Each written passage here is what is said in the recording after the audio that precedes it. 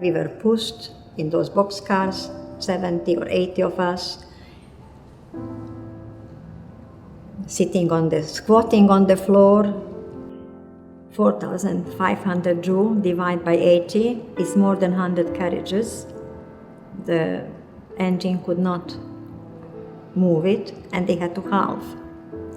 The first part of the train left that night, and they end up in Auschwitz. Whatever happened to me, it was pure luck from now on that I'm here and telling my story, because I was in a second part, but just by chance. They said, whoever wants to go on this track, get on. And my mom said, we must go because I'm not staying here any longer. So we got on, and it was very lucky because we were taken to Austria first, and the next cattle truck came later, and all those went to Auschwitz. And I've got 3 little cousins, younger than me, and they never came back. We ended up in Bergen-Belsen, and at that time I was 4.5. I was with my parents, both my parents, my mother and my father. Bergen-Belsen is north, near to the Northern Sea. It's very far. And I remember when we arrived there, my grandpa told to my mom, which I overheard, I remember that, that's our end, he said.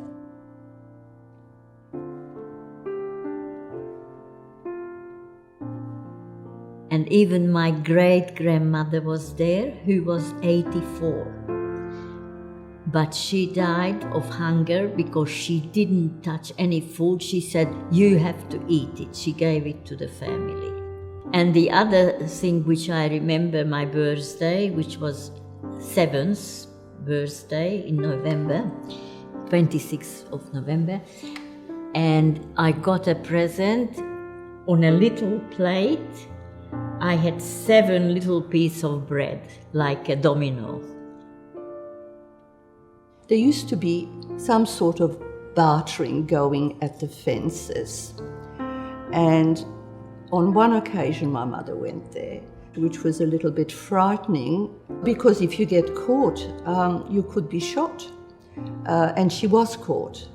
She was caught, but she came back. One night we were woken up and we were asked who would like to leave the camp. And my grandpa said, yes, back. They put us on the train because they planned to take us through the river on the bridge and then put a bomb or something on it and we would all die. We boarded trains on the 7th of April. I believe there was 2,500 people. We knew that we are very near to the front line because during the night we heard, and we saw. We were starved, we had no hygiene, and people were in great discomfort. One morning we were waiting very anxiously for the latch to open from outside by the guard. We didn't hear that. And somebody from the back said, why don't you try that door to open? And really somebody tried. And the door was open. That means the latch was open during the night. Once we saw that the Nazis disappeared. And suddenly I heard a scream, Americans are here, the Americans, the tank was approaching the train. They put a white flag. There were guns on the ground and I decided I would pick one up. And maybe I was hoping to shoot some of them, but I didn't. The American soldiers which were walking along the train and looking at us. And that's where we were liberated, on the 13th of April.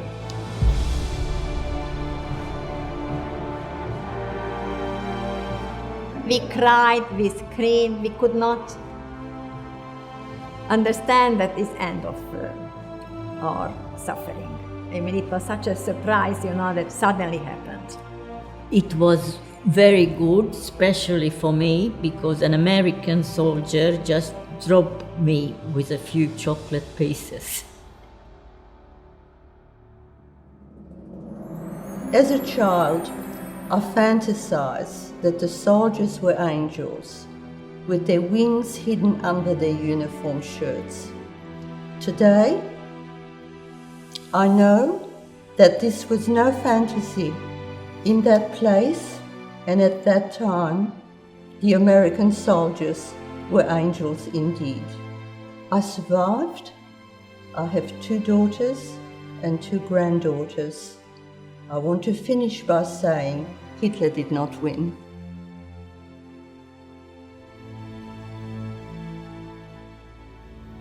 There are 5 survivors from the train in Sydney, and our common connection is through the Child Survivor Group.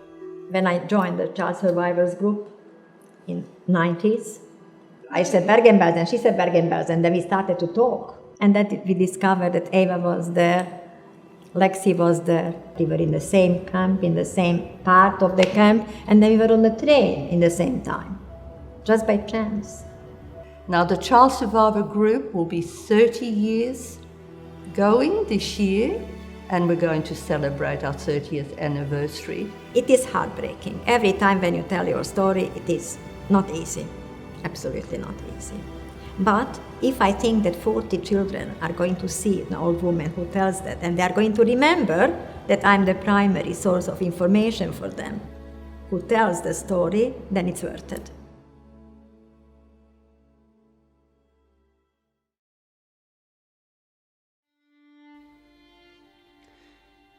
Thank you for joining our streaming presentation of this year's Yom Hashoah Commemoration, an unprecedented situation which is necessary due to the physical distancing restrictions and forced isolation brought on by the government's response to coronavirus. Firstly, on behalf of all those participating tonight, I'd like to acknowledge the traditional owners of the land on which we film this commemoration and give thanks to elders and custodians of the Eora Nation who have cared for this land for thousands of years. Normally, the Jewish community, members of parliament, diplomats, NGO leaders and other faith representatives would be congregating together in a large auditorium for the communal commemoration. We would undoubtedly have had several survivors with us, some of whom would have participated in the commemoration and others would have been in the audience with their families. The irony of the situation is that our survivors are physically cut off from us today, right at a time when we have so much to learn from their experience of deprivation, loss, and complete social upheaval. What can we learn from the experiences of Holocaust survivors that are relevant to the current situation we find ourselves in? If I look at the story of my grandmother, who is still alive today, and the suffering that she experienced during the Holocaust, what we are going through now is not a patch on what she had to experience. We will honour our commitment to never forget the millions who perished during the Holocaust and show our respect to the inspirational people who survived. Olga Horak, OAM, an Auschwitz survivor and guide at the Sydney Jewish Museum, was interviewed about the pandemic by 9 News last month. Olga said, "It won't last forever. After rain there is sunshine, and it'll be nice again because we live in paradise." Such simple and uplifting words. Wherever they are, and I hope many survivors are watching, we want you to know that your stories and experiences are sacred to us, and the Jewish community, led by the New South Wales Jewish Board of Deputies, will never stop commemorating the Holocaust, even in uncertain and restricted times. I have been given the honour of lighting a single candle, although under normal circumstances we light 6 to remember the 6 million murdered in the Shoah. I invite you to also light a candle with me at home. I light this candle for all of the survivors who cannot gather tonight. I light this candle for the 2nd, 3rd and all the generations to come who cannot be together tonight to commemorate. I light this candle for survivors Olga Horak, Jacqueline Dale and Yvonne Engelman, who were to feature and light candles at our commemoration this year. I light this candle for all the Shoah organisations that honour those murdered and those who survived, including the Jewish Board of Deputies, the Sydney Jewish Museum, the Australian Association of Jewish Holocaust Survivors and Descendants, Youth Here, Courage to Care, the JCA, Jewish Care, COA, and the Montefiore.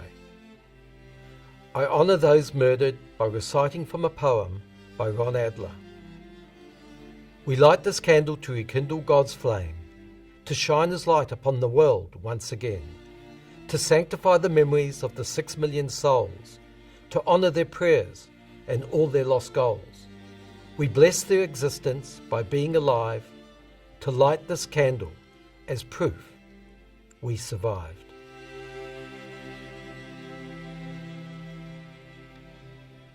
יתקדל ויתקדש שמי רבה, בעלמא דברה חירותי וימליך מלכותי, בחייכון וביומכון ובחיי דכל בית ישראל, בעגלה ובזמן קריב ואמרו אמן. יהי שמי רבה מברך לעולם עולמי עולמיה. יתברך וישתבח ויתפאר ויתרומם ויתנשא, ויתהדר ויתעלה ויתהלל שמי דקודשה בריך הוא. לעילה מן כל ברכתה ושירתה, תושבחתה ונחמתה, דאמירן בעלמא ואמרו אמן. יהי שלום רבה מן שמיה וחיים עלינו ועל כל ישראל ואמרו אמן. עושה שלום במרומיו, הוא יעשה שלום עלינו ועל כל ישראל ואמרו אמן.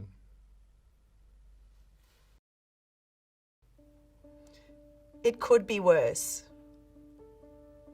Who hasn't grown up hearing that line? It's a refrain as common to the Jewish culture as chicken soup, sometimes delivered with a shrug, sometimes said as an accusation. It's a lament that has deep roots in Jewish history. But most often, for those of us living in Australia today, it's been uttered in relation to the Shoah. No matter how bad your lot might seem, it will never be as bad as the Holocaust. I've always resisted this comparison. Obviously in safe, comfortable, modern-day Australia, no low point we experienced was ever going to compare to the Holocaust. Besides, how did a comparison to genocide in Europe in the 1940s solve your present-day problems? All it did, it seemed to me, was add guilt to whatever you were already experiencing.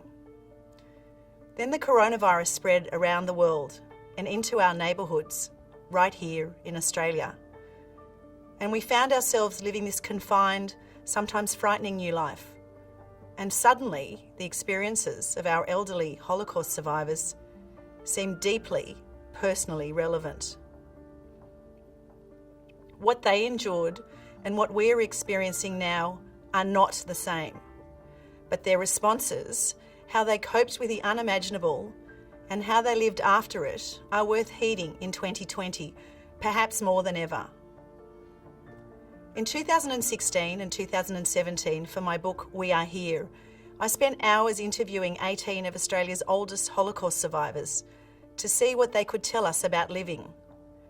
How had they endured those terrible years? And how had their experiences shaped their unexpectedly long lives? In our rich conversations, some themes were often mentioned. Being hopeful, having gratitude, valuing family, and finding joy in life's little things. There was talk of resilience, of the importance of deep friendships and living a good life, and of course the value of humour, especially in difficult times. Even just appreciating sunshine when you haven't been free to enjoy it, as you once had. I've always found their words relevant and wise, but in recent weeks I have also found them enormously comforting. We've all worried at one time or another in this strange year about the possibility of being confined to our homes for weeks on end, of course with access to food and medical supplies, and thanks to modern-day communications with virtual access to the outside world. At these moments, I've thought of my dear friend Lena Goldstein, who died at 100 last year, and whose footsteps I retraced in Warsaw. She spent 18 months of World War II hiding in a bathroom, and then another 6 months cowering in a sewer. Through her lived experiences, she learnt the importance of taking one day at a time. Jack Green was one of the few Jews from Bolechov still alive after the war and spent a year hiding in a tiny squalid bunker with 8 others. His message? Human nature is good. You forget the bad times, you remember the good times.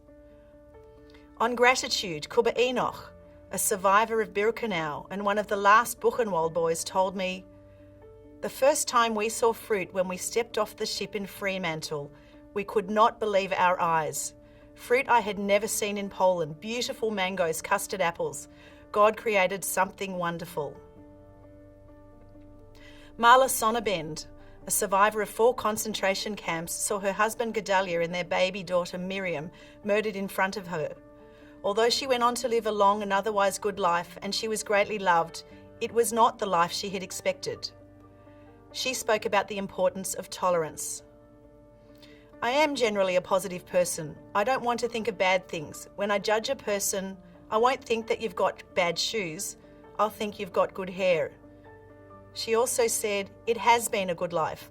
A lot depends on how you make it. Despite everything that happened, the fact is that I could bring up a new family. I consider myself lucky, absolutely."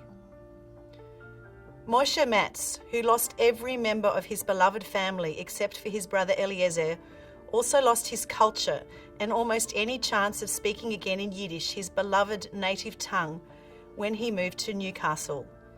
Still, he was forever grateful for his new life in Australia and his 3 decades working at the BHP Steelworks.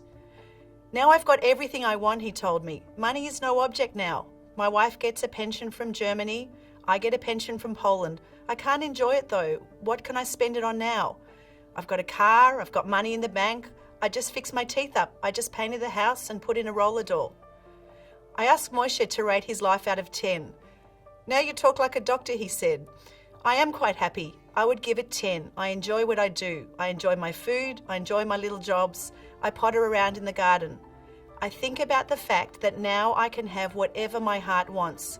I had nothing, and now I can have anything. I can't get over it." Each of these 18 people is very dear to me, and I spoke to many of them again recently to see how they were doing at this difficult time at the tail end of their lives. Of the 18, 11 are still alive, living in Sydney and Melbourne. Some are still at home, others are in self-contained units within retirement villages, and several are living in single rooms in aged care facilities. Some are understandably struggling because of enforced social isolation with no visitors and limited activities, but surprisingly many of them are remarkably okay.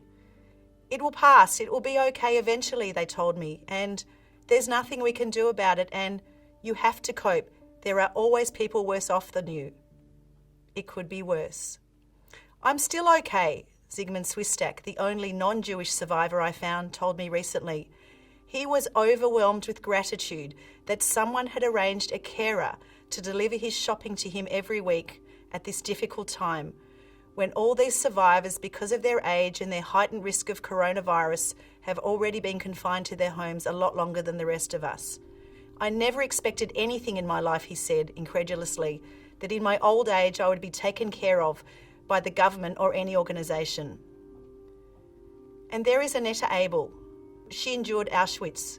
She was experimented on by Mengele, and she lost her entire family in the Shoah except for her beloved twin sister Stephanie, who died in September. Annetta is 96. She recently moved into a retirement village in Melbourne. She has hardly seen her family since late summer. "I'm all right," she told me when I phoned, and it really was hard to detect any of the grimness in her voice that so many of us are carrying. "I'm really lucky," she said, "because I'm living here like a queen. Everyone takes care of me. I have the things that I like around me. I have everything, really." If there is one message that we can take from these survivors today, it is this. We do not know exactly what we are to endure or for how long, but there will be an end, and life will indeed go on. I will leave you with the words of Mariana Schwartz, a 97-year-old survivor who lives in Melbourne, a woman of grace, intelligence, and assurance. "When I was in the labour camp in Germany," she told me, "I went to the latrine in the middle of the night. It was the most beautiful starry sky, and it consoled me in a way that the war was going on and the moon and the stars were still around, and during the day the sun was shining. There was madness all around, but I looked up and the sky had not changed. Life, I find, is still a wonderful thing.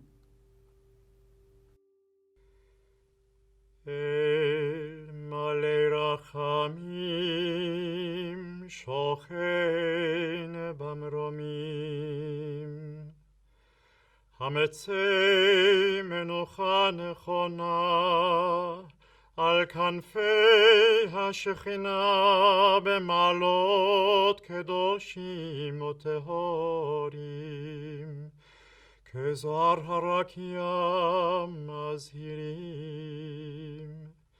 את נשמות 6 מיליוני אחינו ואחיותינו בני ישראל שנהרגו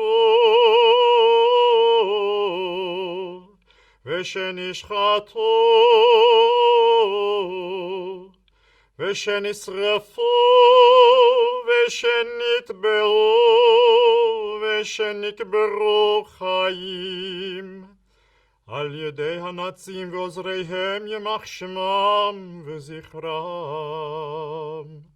ומסרו נפשם על קידוש השם בעבור שאנו מתפללים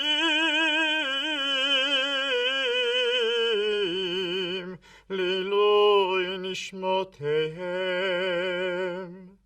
לכן בעל הרחמים יסתירם בסתר כנפיו לעולמים ויצרור בצרור החיים את נשמתם בגן עדן תהא מנוחתם אדוני הוא נחלתם וינוחו בשלום על משכבותיהם ונאמר אמן.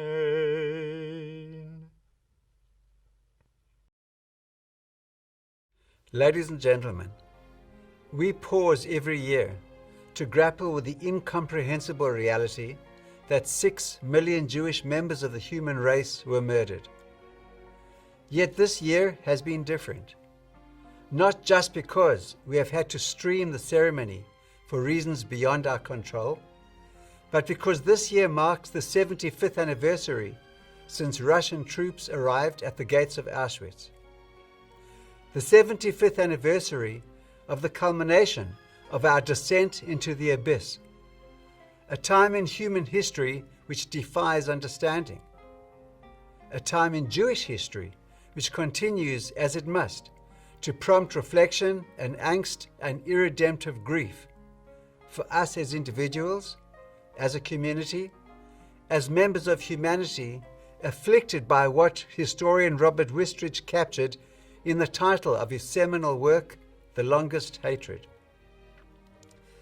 Given that we are marking this 75th anniversary, I wish to take 3 minutes to cover a few global points of note. Jonathan Goldstein of London's Jewish Leadership Council, who played a central role in exposing the anti-Semitism crisis which poisoned UK Labour, warns that the future of world Jewry faces a greater threat today than at any time since World War II. Anti-Semitic incidents in the UK totaled 1,800 cases last year, the 4th successful year of recent increases. In the US, Jewish leaders warn that rising anti-Semitism is changing the nature of what it means to be Jewish in America, shaping a new discourse of US Jewish identity. It's the end of the age of innocence for American Jewry, they warn. There's a higher level of fear today than we remember at any time, close quote. Jews were the targets of the majority of hate crimes based on religion in the US in 2019. and places across the United States which have never experienced anti-Semitism are experiencing it now. A chilling low point occurred when white supremacists marched in Charlottesville, Virginia, carrying swastikas and semi-automatics and chanting, "Jews will not replace us." The shootings at the Pittsburgh and Poway synagogues saw white supremacists acting on the threat embodied in that sickening war cry. And 2 months ago, a political earthquake occurred in Germany when, for the first time since the Holocaust, a premier was elected with votes from what has been described as a neo-Nazi party, the Alternative for Deutschland, proposing what has been a red line in Germany. In case we are unclear what this party stands for, one of its leaders, Björn Höcke, demands a 180-degree turn in Germany's acknowledgement of the Holocaust. Others call for a railway back to Auschwitz. This party was established in 2013. It already holds 89 seats in the federal parliament, making it Germany's third largest party and largest opposition party. Then there's France. A tree planted as a memorial to a young Jewish adult, Ilan Halimi, who was kidnapped and tortured to death 13 years ago, was recently chopped down. Anti-Semitic incidents are up 74% in the past year. And President Macron describes it as, quote, the worst resurgence of anti-Semitism since World War II in that country. Few of us would be familiar with the name Campo de Criptana, but most of us will be familiar with the grotesque carnival which recently took place in this Spanish city mocking the Holocaust, featuring participants in Nazi uniforms, in concentration camp uniforms, of a float which purported to be a crematorium. Finally, while we are blessed to live in this greatest of countries, we too are experiencing an alarming spike in anti-Semitism. The Executive Council of Australian Jewry recording 368 incidents last year alone. And the New South Wales Jewish Board of Deputies has dealt with more incidents in the past 12 months than at any time in recent memory, much of it in the education sector, as in a student blurting out that the Jews deserved the Holocaust, to which the teacher's response was silence. A discussion on were the Nazis responsible, the outcome, arguments on both sides. And students at a prestigious school tweeting, it's time to burn the Jews, it's time to gas the Jews. There are positives, however. 47 global leaders attended the World Holocaust Forum in Jerusalem. 54 world leaders flew to Auschwitz to mark the 75th anniversary of the Holocaust and of its liberation. And the International Holocaust Remembrance Alliance's definition of anti-Semitism is growing in global acceptance. And so, while we cannot and must not compare 2020 with 1930, the challenge today is greater than it has ever been. The further from the Holocaust we are, the greater the imperative to be proactive, communally, personally. Ultimately, the obligation to speak and to act resides with each one of us, whoever we are, wherever we are. Elie Wiesel captured it best. Always take sides, he said. Neutrality helps the oppressor, never the victim. Silence encourages the tormentor, never the tormented. Thank you for your attention.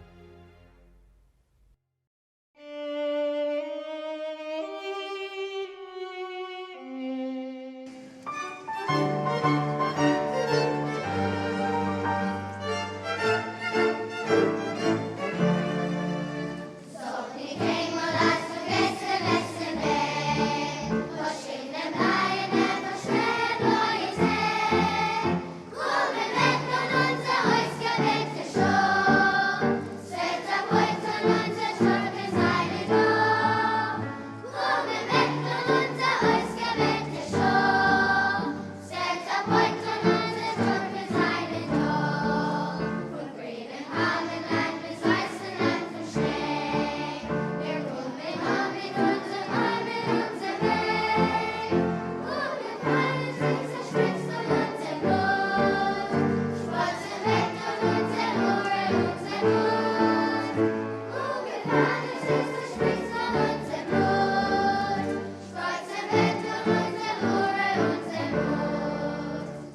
die Morgensonntag in unser Heid, der Nächte wird verschwinden in dem Weit, nur dort versammelt wird die Sonne in der Kajon.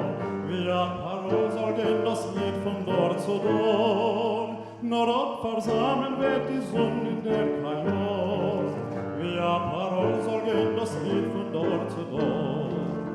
Das Lied geschrieben ist mit Blut und in mit Blei. Sie ist nicht kein Lied von einer Vogel läuft der frei. Das hat der Volk zwischen fallen nicht gewählt. Das Lied gesungen mit einer Garnes in der Hand. Das hat der Volk zwischen fallen nicht gewählt. Das Lied gesungen mit einer Garnes in der Hand. Ein Wort, das du gehst den besten Weg. Das schöne Banner verschwellen neue Tag. Und ein Ende unser ausgewählte Schatz. Wird der Beutel unser Tag mit seinen Gott. Und ein Ende unser ausgewählte Schatz. Wird der Beutel unser Tag mit seinen Gott.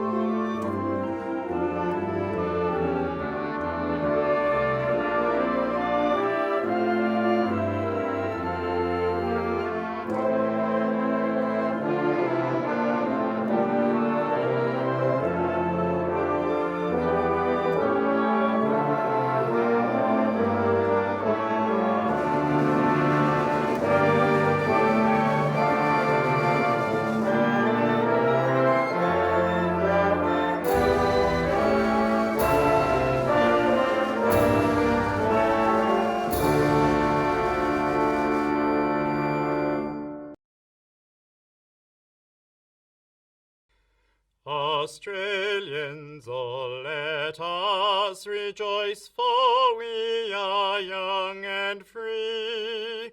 We've golden soil and wealth for toil. Our home is girt by sea. Our land abounds in nature's gifts of beauty rich and rare. In history's page let every stage advance Australia fair.